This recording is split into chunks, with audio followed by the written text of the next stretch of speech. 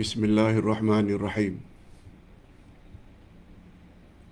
Alhamdulillah nahmaduhu wa nasta'inuhu wa nastaghfiruh wa na'udzu billahi min shururi anfusina wa min sayyiati a'malina. Man yahdihillahu fala mudilla lahu wa man yudlil fala hadiyalah.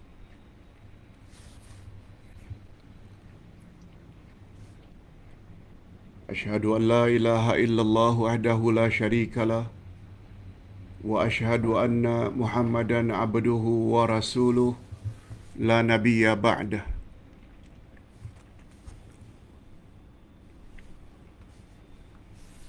Allahumma salli ala Muhammad wa ala ali wa ala alihi wa ashabihi ajma'in, amma ba'd.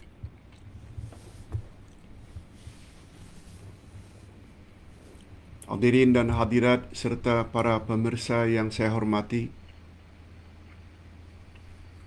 Assalamualaikum warahmatullahi wabarakatuh.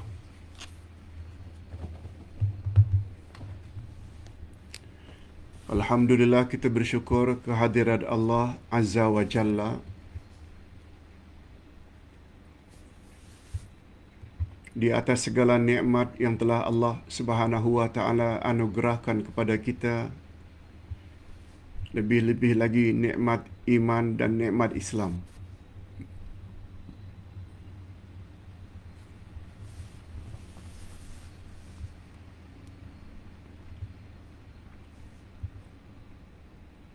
Sebab tanpa kedua-dua nikmat tersebut, Islam dan iman,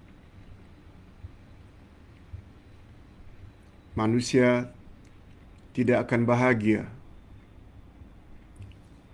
dalam pengertian yang sebenarnya, lebih-lebih lagi di alam barzakh dan di alam akhirat.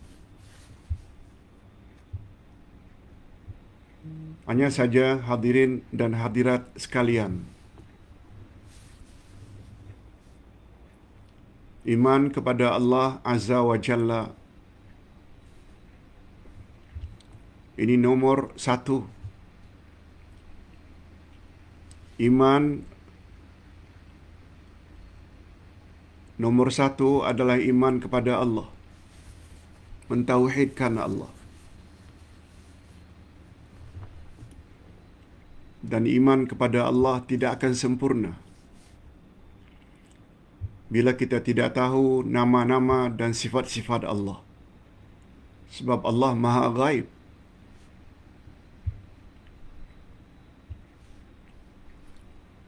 Kita barulah mengetahui siapa Allah sebenarnya melalui nama-nama dan sifat-sifatnya.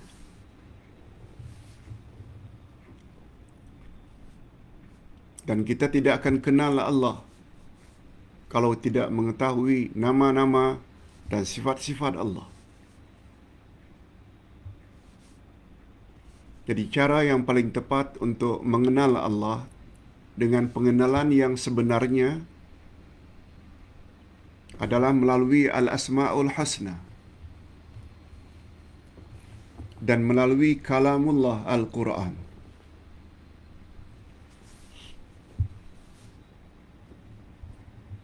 Nanti kita akan jelaskan dengan panjang lebar, sebab salah satu pertanyaan yang Ustaz akan jawab nanti, bagaimana cara untuk mengenal Allah yang paling tepat dan jitu. Okey. Pagi ini dalam kuliah subuh, kita akan bahas nama Allah Al-Wahhab. Al-Wahhab maknanya yang Maha Pemberi. Pertama sekali kita perlu tahu dalil, hujjah tentang adanya nama Allah Al-Wahhab. Allah Subhanahu wa taala berfirman di dalam surat Ali Imran ayat 8. A'udzubillahi minasyaitonirrajim. Rabbana la tuzigh qulubana ba'da idh hadaitana wa hab lana min ladunka rahmah innaka antal wahhab. Artinya, ya Allah, ya Tuhan kami, janganlah Engkau jadikan hati kami condong kepada kesesatan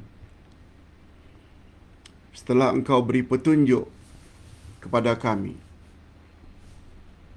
Dan kurniakanlah kepada kami rahmat dari sisi-Mu, karena sesungguhnya Engkau Maha Pemberi kurnia. Innaka antal wahhab, sesungguhnya Engkau Maha Pemberi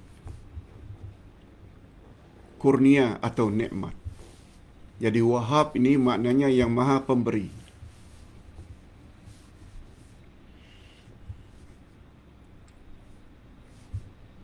Ayat ini selalu digunakan oleh para ulama tafsir dan ulama akidah sebagai dalil bahawa hidayah itu tidak senantiasa tetap. Dia boleh naik dan boleh menurun. Boleh naik, boleh menurun, malah boleh dicabut dari orang Islam. Boleh dicabut dari orang yang beriman sehingga murtad. Akhirnya jadi kafir. Ayat ini di antara dalilnya. Sebab kita minta, ya Allah, janganlah Engkau jadikan kami orang yang condong kepada kesesatan setelah Engkau beri kami hidayah.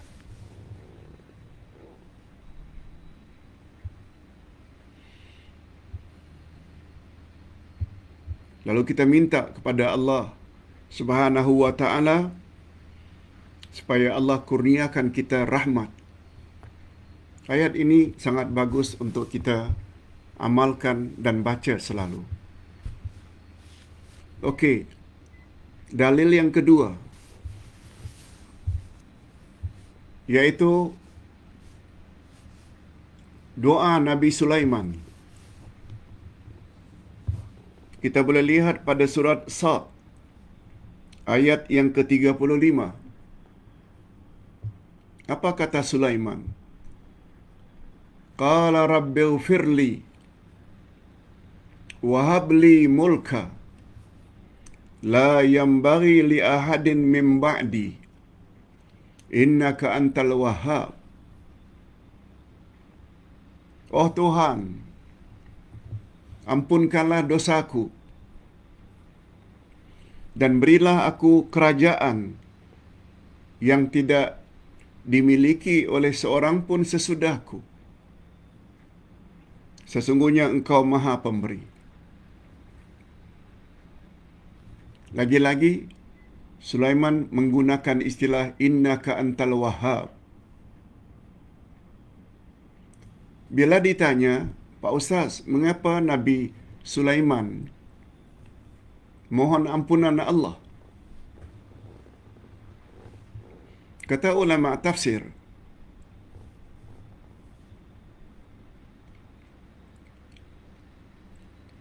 Nabi Sulaiman adalah Nabi yang punya keistimewaan tersendiri.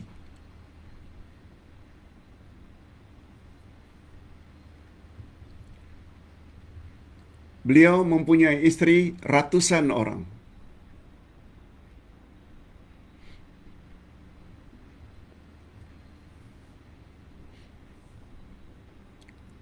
Pada suatu hari,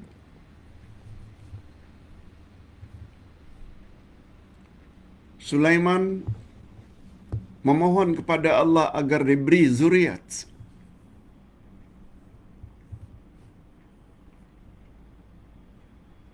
Agar diberi oleh Allah zuriat yang berjuang di jalan Allah. Ustaz ulang sekali lagi, nabi-nabi terdahulu perkahwinannya tidak sebagaimana terbatas bagi umat Nabi Muhammad sallallahu alaihi wasallam.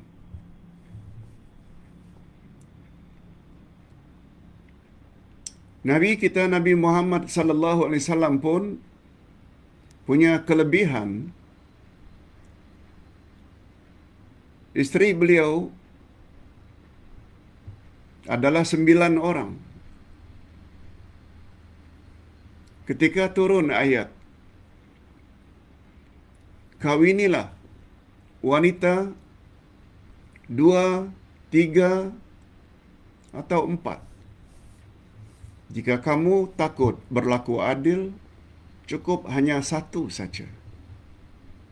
Itu untuk umat. Tapi Nabi Muhammad sallallahu alaihi wasallam ketika turun ayat itu memang sudah memiliki isteri lebih daripada 4. Ada riwayat mengatakan 9. Di zaman jahiliyah orang punya isteri kadang-kadang 10, 15, 8. Dan untuk umat mereka disuruh supaya menceraikan isteri-isteri mereka kecuali 4 orang saja yang mereka boleh kekalkan. Itu maksud ayat. Tapi untuk Nabi Muhammad sallallahu alaihi wasallam yang sudah terlanjur memang punya isteri 9 orang, dibenarkan untuk mengekalkannya, jangan dicerai.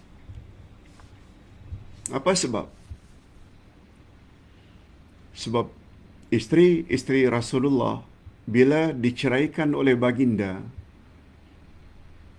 mereka tidak boleh kawin dengan salah satu atau salah seorang umat Nabi Muhammad. Sebab mereka bergelar Ummahatul Mukminin, ibu orang-orang yang beriman. Isteri-isteri Rasul adalah ibu orang-orang yang beriman. Haram mereka mengawini balu atau janda Rasulullah sallallahu alaihi wasallam. Atas sebab itu, baginda dibenarkan untuk terus pegang berapa orang isteri yang telah beliau miliki. Kalau Nabi Muhammad sallallahu alaihi wasallam punya isteri hanya 9 orang. Rasul-rasul terdahulu ada yang punya isteri 300 orang. 500 orang. Termasuk Nabi Sulaiman. Hanya saja Nabi Sulaiman ketika menghubungi istrinya, mengadakan hubungan intim, beliau memohon pada Allah agar Allah Subhanahu wa taala anugerahkan baginda pejuang-pejuang, anak-anak yang memperjuangkan agama Allah. Dari 100 orang isteri yang digaulinya,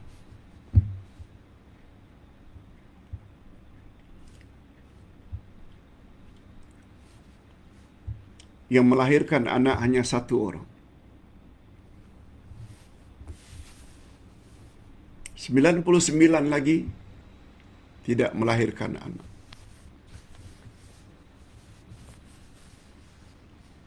Kalau ditanya apa sebab? Sebab kata ulama tafsir, Nabi Sulaiman lupa menyebut insya Allah. Insya Allah, jika Allah berkehendak.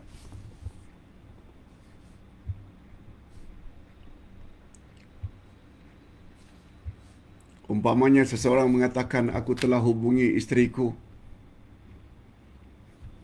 tahun hadapan akan lahir anak sekian orang. Itu tidak boleh. Nabi Sulaiman dikatakan bersikap demikian. Akan lahir tahun hadapan 100 orang mujahidin yang berjihad di jalan Allah. Karena aku telah gauli 100 daripada isteriku. Disebabkan karena lupa menyebut insya Allah, akhirnya Dari 100 orang tersebut tidak ada yang melahirkan kecuali hanya satu. Itu rahasianya. Mengapa Nabi Sulaiman minta supaya diampuni? Oh Tuhan, ampunilah dosaku. Karena beliau berdosa, lupa menyebut insya Allah ketika menggauli istrinya. Demikian komen ulama tafsir. Dan Nabi Sulaiman juga minta kepada Allah agar diberi oleh Allah kekuasaan yang Allah tidak bagi kepada orang lain. Semua kita tahu Nabi Sulaiman mempunyai kekuasaan yang sangat luas. Beliau bukan hanya menguasai manusia, beliau juga menguasai para jin. Beliau juga menguasai binatang, malah faham bahasa binatang. Itu yang dimaksudkan dengan baginda minta kekuasaan, lalu dianugerahkan oleh Allah Azza wa Jalla. Okey, ini sekedar tafsiran dari ayat tersebut.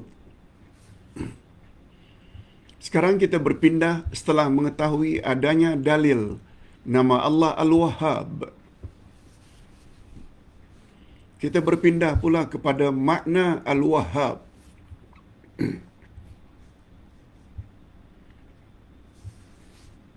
Nama Allah Al-Wahhab itu adalah nama dan sifat yang tersirat di dalam Al-Wahhab adalah hibah. Hibah sudah menjadi bahasa kita. Pemberian. Pemberian secara ikhlas tanpa mengharap balasan, itu namanya hibah menurut bahasa.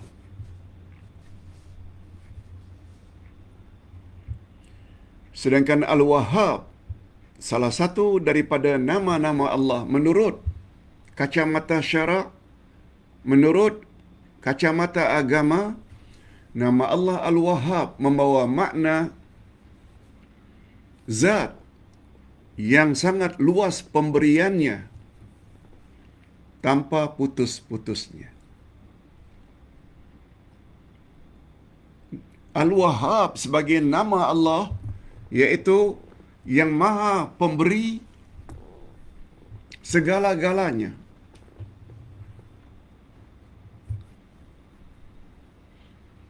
Tanpa putus, tanpa berakhir. Itu di antara sifat Allah Azza wa Jalla. Itu sebabnya bila kita ingin minta pada Allah.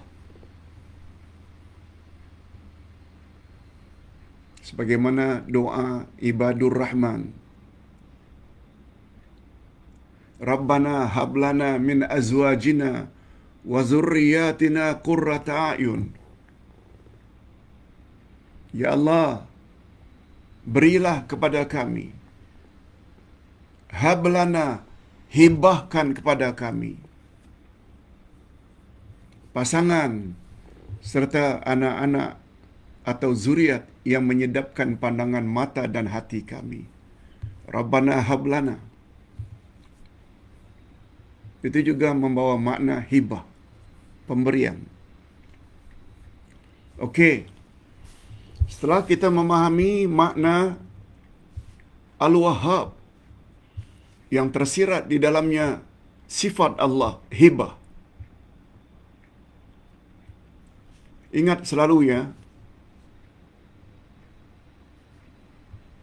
di dalam setiap nama Allah mesti ada sifat di dalamnya. Perkara ini Ustaz selalu ulang-ulang.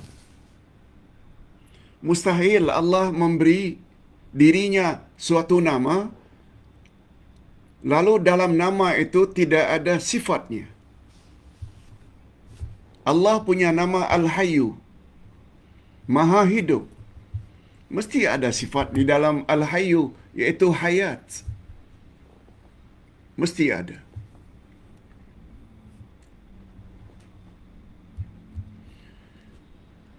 Ustaz hidup, mestilah ada sifat hayat. Al-Ustazu hayyun. Ustaz hidup. Di dalam hayyun itu ada sifat hayat. Tapi tentu saja hayat di sisi ustaz, makhluk, tak sama dengan hidup di sisi Khalik yang Maha Pencipta. Hidupnya tidak bermula dari tiada dan hidupnya tidak berakhir dengan kematian. Beza dengan hidup yang ada pada makhluk. Makhluk ada sekarang ini, dulunya belum ada. Dan adanya makhluk sekarang, tak lama lagi akan tiada atau mati. Begitulah nama-namanya yang lain. Termasuk nama Allah Al-Wahhab. Mestilah ada sifat di dalamnya hibah. Itu sebabnya, kalau nama Allah yang wajib kita ketahui ada 99. Itu nama Allah. Al-Asma'ul Husna yang wajib kita ketahui 99. Di situ saja sudah terdapat 99 sifat Allah yang wajib kita ketahui. Itu sebabnya menurut pandangan Ustaz, tidak cukup kita membatasi sifat Allah hanya 20. Nama Allah 99. Di situ saja bermakna ada 99 sifat Allah. Kemana 79 lagi? Kita buang. Siapa kata kita hanya wajib mengetahui 20? Yang pasti, itu bukan dari kata-kata Rasul dan bukan dari kata para sahabat. Bukan dari kata-kata Khulafaur Rasyidin. Itu sebabnya kita perlu belajar Al-Asma'ul Husna, 99 nama Allah yang di dalamnya ada sifat-sifat Allah. Termasuk Al-Wahhab, sifat hibah.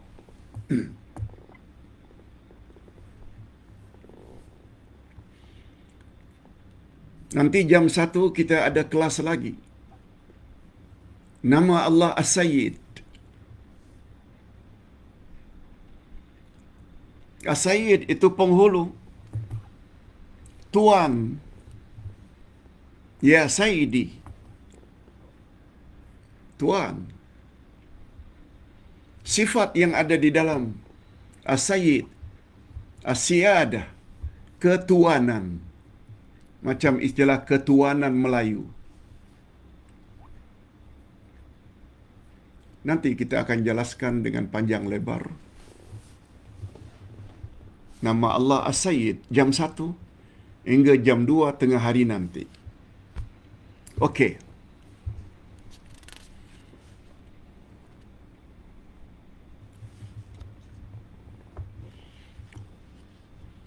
Tentang nama Allah Al-Wahhab yang di dalamnya ada sifat hibah.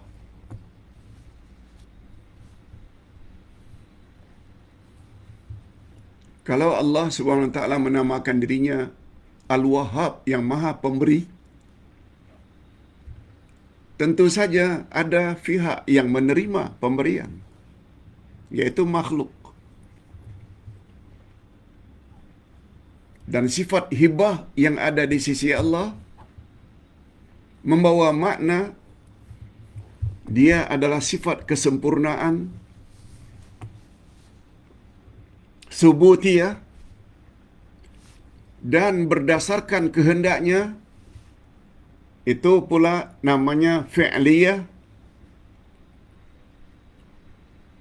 Sifat hibah bagi Allah, ia adalah subutiyah fi'liyah. Subutiyah fi'liyah maknanya sifat tersebut adalah sifat kesempurnaan bagi Allah. Fi'liyah, dan dia akan bagi kurnianya pada siapa yang dia kehendaki. Berapa banyak yang dia akan bagi kepada seseorang makhluk. Makhluk yang mana? Itu semuanya tergantung pada kehendak Allah. Itu sebabnya dia dinamakan subutiyah fi'liyah. Ini sebagaimana sabda Nabi sallallahu alaihi wasallam. Bagus juga untuk kita ketahui. Kita ada pasangan hidup. Pasangan hidup itu adalah pemberian ilahi. Kita ada anak. Dapat anak itu adalah anugerah ilahi. Kita ada cucu, cicit.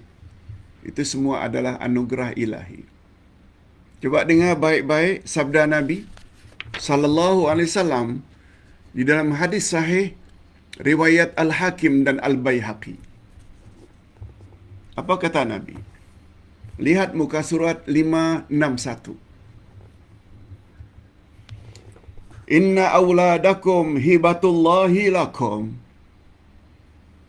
Sesungguhnya anak-anak kamu itu adalah hibah Allah untuk kamu. Hibatullah. Inna awladakum, sesungguhnya anak cucu kamu itu adalah hibatullah. Hibah daripada Allah lakum untuk kamu. Yahibu liman yasha'u inatha. Dia memberi siapa yang dia kehendaki. Anak laki, anak perempuan. Wa yahibu liman yasha'u dzukur. Dan dia akan bagi seseorang anak-anak yang laki-laki. Fahum wa amwaluhum lakum idza tajtum ilaiha. Apa maksudnya? Anak-anak kamu dan harta mereka adalah milik kamu, hei ibu bapa, jika kamu berhajat kepadanya. Inilah di antara hadis yang digunakan pakai oleh para ulama, bahawa anak dan harta anak-anak adalah milik si bapa. Si bapa boleh ambil bila mereka berhajat. Ini dalilnya. Hadirin dan hadirat rahimakumullah.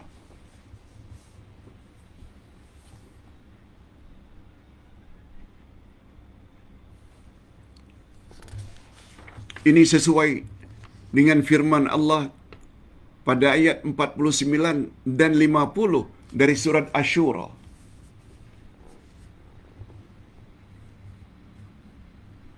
Allah berfirman, Lillahi mulkus samawati wal ard, yakhluqu ma yasha' yahibu liman yasha'u inatha wa yahibu liman yasha'u adh-dhukur aw yuzawwijuhum dhukranan wa inatha wa yaj'alu man yasha'u 'amiqa innahu 'alimun qadir. Coba dengar baik-baik. Surat Asy-Syura ayat 49-50. Lihat muka surat 563. Adalah milik Allah apa yang ada di langit dan apa yang di bumi. Semua milik Allah. Dia mencipta apa yang dia kehendaki.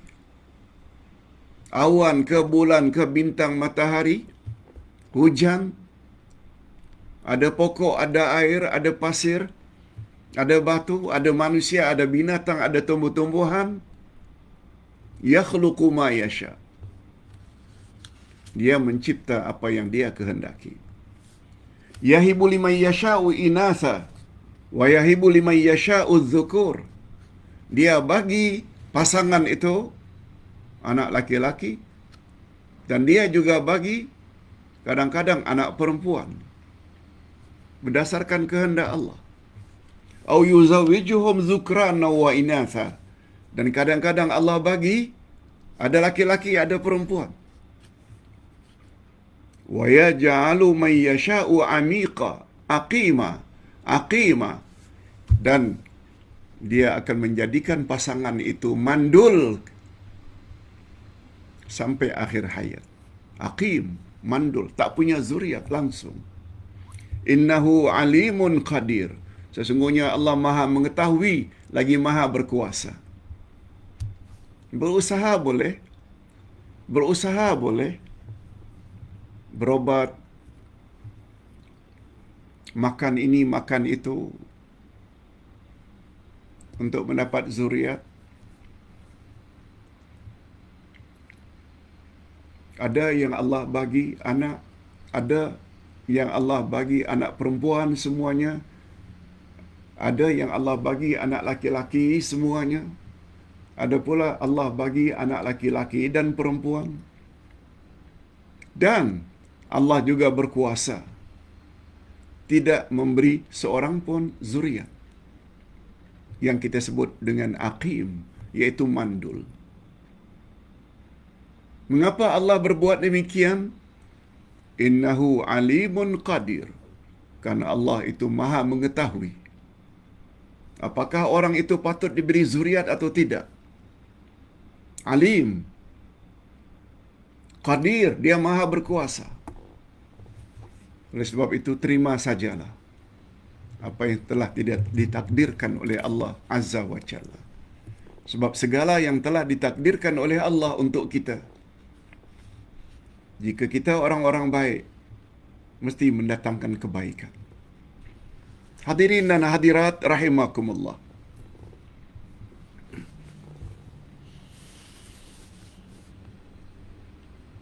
Nah, sekarang kita sampai ke bahagian yang terakhir. Apa dia? Kesan positif setelah kita mengetahui makna nama Allah Al-Wahhab. Apa kesannya pada diri kita, pada jati diri kita? Kalau Allah itu Maha Pemberi, Dia beri berdasarkan kehendaknya, bukan kehendak kita.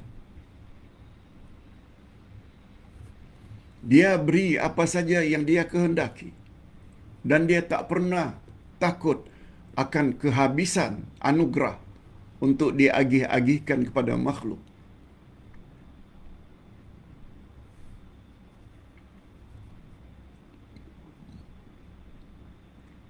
Apa kesan positifnya? Dalam hal ini,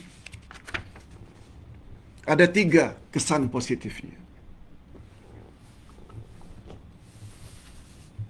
Yang pertama sekali, membuat kita yang faham akan nama Allah Al-Wahhab, kita sangat cinta dan sayang kepada Allah Subhanahu wa Ta'ala.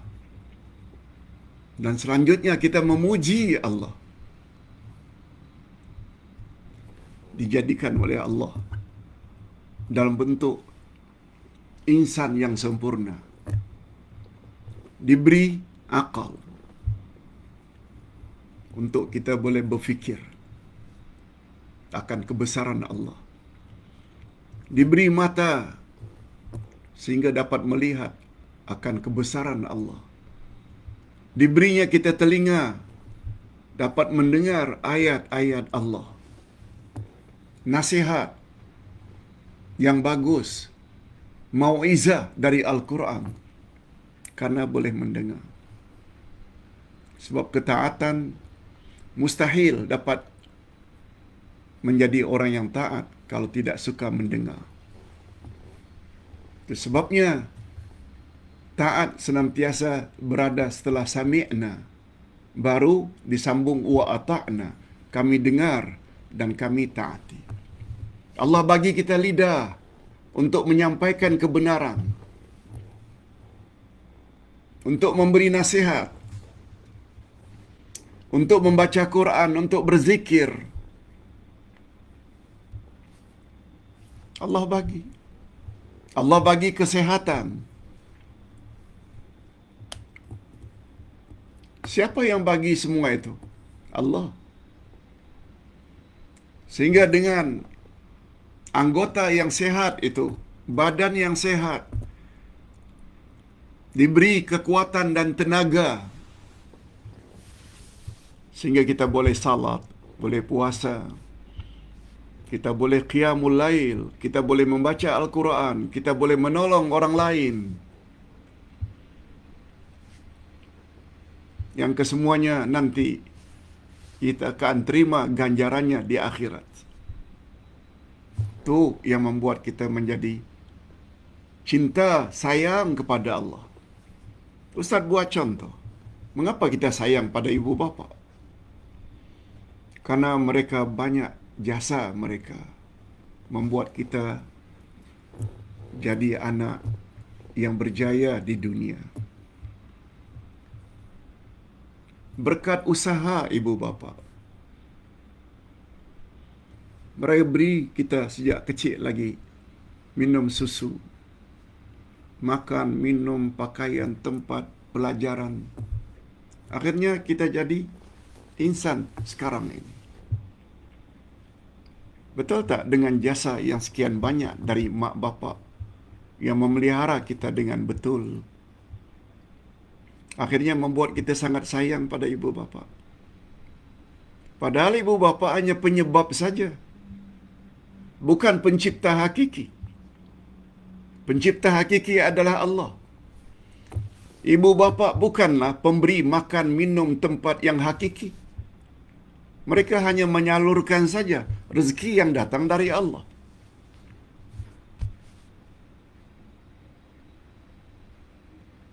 Macam mana kita boleh cinta pada ibu bapa tapi tidak cinta kepada Allah, pemberi nikmat yang hakiki? Ini bila kita bercakap tentang masalah hibah, pemberian. Allah Subhanahu wa taala tak putus-putus. Oksigen bukan dari ibu bapa. Bayangkan 5 minit saja Allah Subhanahu wa taala tarik oksigen, kita akan menggelupuh dan biasanya akan mati karena tak dapat bernafas. Siapa yang bagi oksigen? Allah. Allahu Akbar. Allahu Akbar.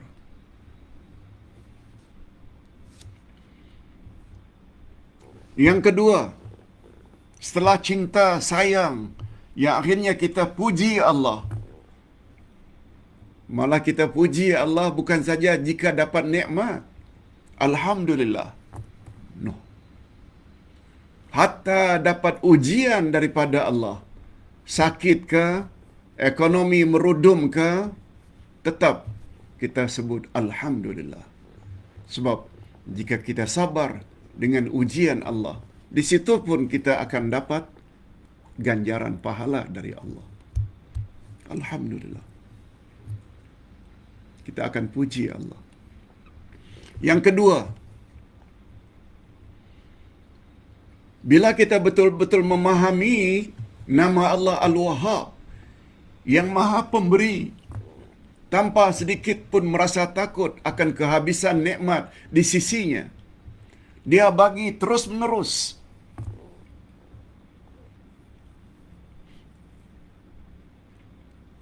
Keyakinan demikian itu membuat kita bila minta langsung pada Allah. Minta kepada Allah.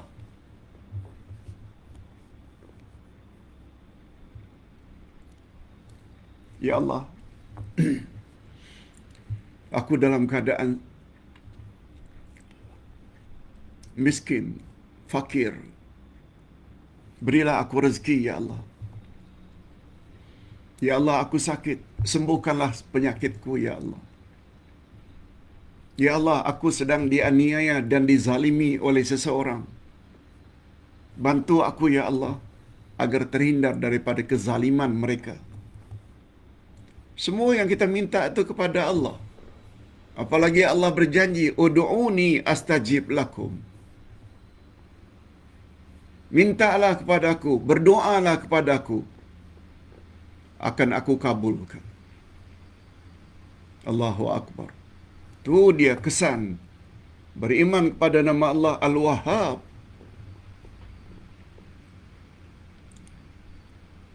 Membuat kita hanya minta hanya kepada Allah, tidak kepada makhluk. Minta directly kepada Allah. Jangan gunakan orang tengah yang dilarang. Sebab ada pandangan yang mengatakan tak sampai permohonanmu kepada Allah bila tidak melalui orang-orang tertentu yang dekat dengan Allah. Antara lain namanya Abuya, yang antara lain namanya Syekh itu, Syekh itu, Syekh itu. Lalu disebut. Semua itu boleh membawa kepada syirik. Ud'uni astajib lakum. Berdoalah kepadaku, pasti aku kabulkan. Itu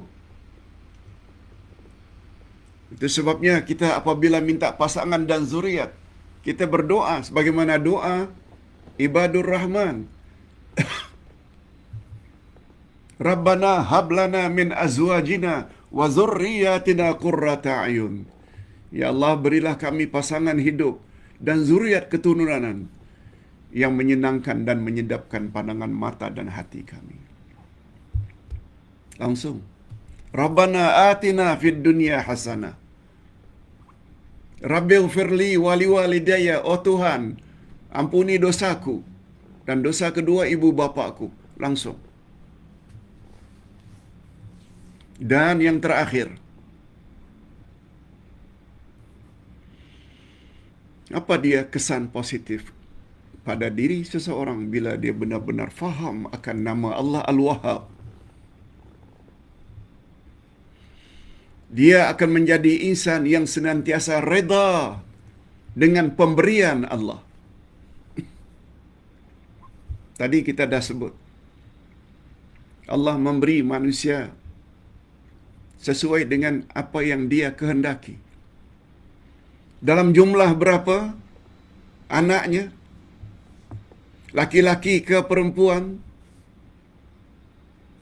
Atau dimandulkan oleh Allah? Karena Allah itu alim, maha mengetahui. Yang barangkali bila diberi anak, anak itu jadi anak yang durhaka. Oleh sebab itu kita hendaklah senantiasa berbaik sangka terhadap Allah. Husnul zan.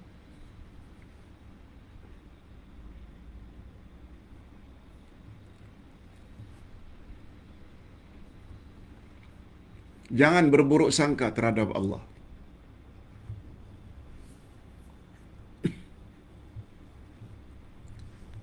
Sebab bahaya bila berburuk sangka pada Allah. Sebagaimana kata pepatah, you are what you think.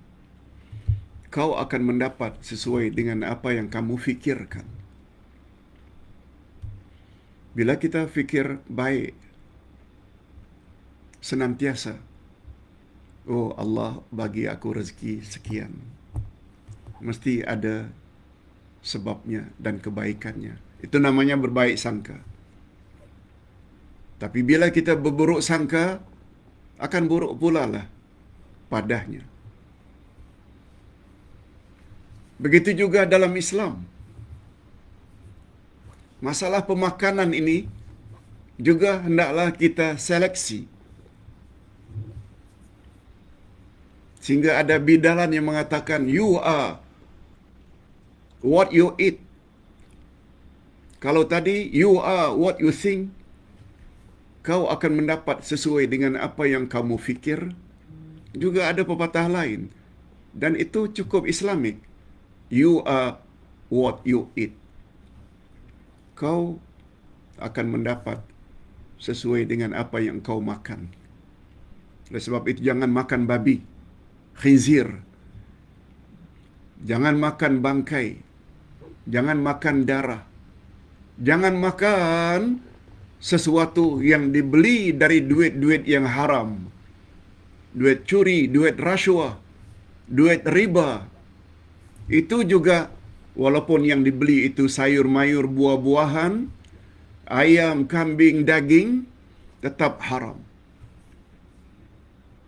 Sebab Nabi bersabda, kullu lahmin nabata minal haram fannaru awla bihi. Na'udzubillah min dzalik.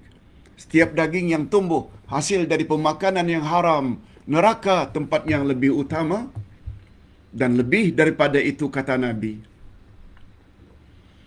akibat dari makan minum yang haram, doa kita tidak akan dikabulkan oleh Allah. Allah tidak kabul doa orang-orang yang makan minum pakaiannya itu dibeli dari duit-duit yang haram. Itu yang Ustaz maksudkan. You are what you eat. Hadirin dan hadirat, ini dulu yang dapat Ustaz sampaikan tentang nama Allah Al-Wahhab.